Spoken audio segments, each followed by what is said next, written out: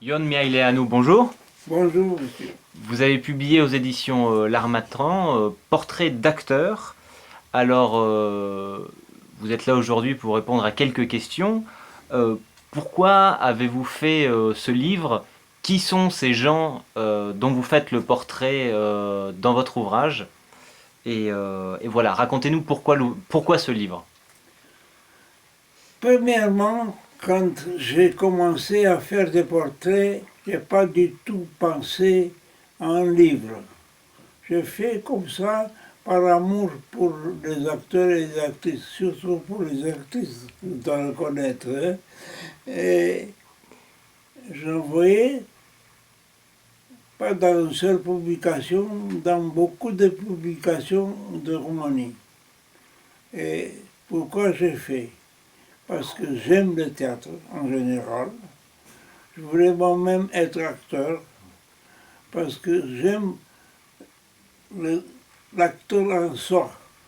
Pour moi, l'acteur est quelqu'un de spécial, un type qui réussit en même temps d'être chaque fois un autre en tant qu'il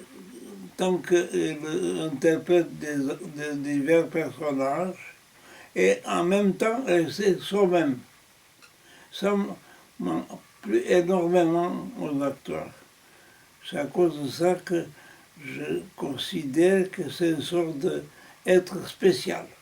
C'est lui qui réussit à être chaque fois, quand il veut, être un autre et en même temps rester soi-même, c'est formidable. C'est à cause de ça que je considère que l'acteur est un formidable trésor. Donc l'amour pour les acteurs, non seulement pour le théâtre, spécialement pour les acteurs, en tant qu'être humain, j'ai beaucoup aimé. C'est ça qui m'a fait faire. C'est à cause de ça que, si vous avez remarqué, dans mes portraits que j'ai faits, il y a tout. Il n'y a aucune critique théâtrale, il y a surtout des portraits de l'acteur qui joue, en même temps le portrait en tant que l'homme. Il y a les deux parties dans le même portrait. Alors, avez-vous un souvenir plus précis ou un souvenir que vous appréciez plus que d'autres d'un portrait en particulier? Ou de Un, plusieurs? un souvenir particulier d'un portrait particulier, non. Mais si j'aime un portrait, moi, que je considère très bon, non pas à cause de moi, à cause de l'acteur, il s'appelle Georges Constantin, qui a joué dans la Tempête de Shakespeare magnifiquement, génial.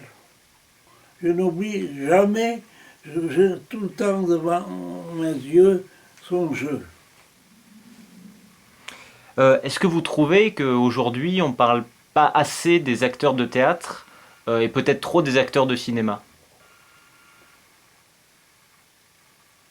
Moi, mon cœur balance entre le théâtre et le cinéma. En plus parce que moi aussi je voulais être acteur et mon fils Radu Mihailano est cinéaste français. Alors c'est difficile de dire. Non, j'ai jamais pensé de devenir acteur de cinéma, moi.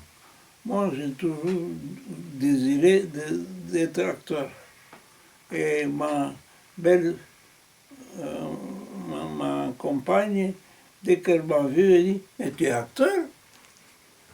Parce que tout ce que, mes mouvements, comment je jouais, comment je parlais, elle a deviné que j'ai du talent d'acteur. Mais mon fils, qui est cinéaste, qui aurait pu utiliser mon talent, entre guillemets, il n'a pas jamais utilisé. Alors, y a-t-il des portraits que vous auriez voulu faire?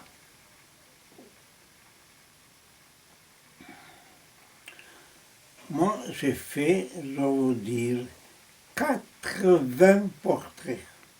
Mais malheureusement, parce que ce livre devait paraître à Rouen, il était déjà imprimé, et au moment quand la direction de les maisons d'édition qui obéissait aux ordres des complices de Ceausescu, on a appris que moi, je suis en train de partir, c'est-à-dire selon leur verbiage, fuir la Roumanie, c'est-à-dire d'être pas patriote roumain. Ils ont décidé de jeter à la poubelle. Donc, avec un énorme effort, mon fils aîné a trouvé une personne qui a eu la patience de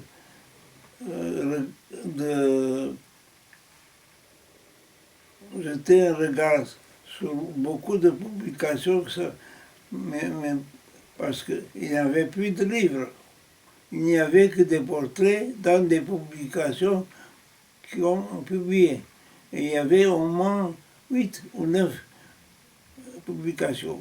Il a embauché une dame qui est pensionnaire à la retraite, qui, la pauvre, pendant des jours et des jours, elle cherchait des portraits et les a trouvés.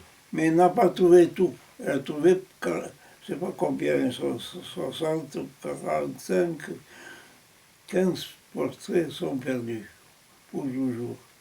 Et surtout un portrait que j'aime beaucoup d'un grand acteur actuel qui est Victor Abedjouk.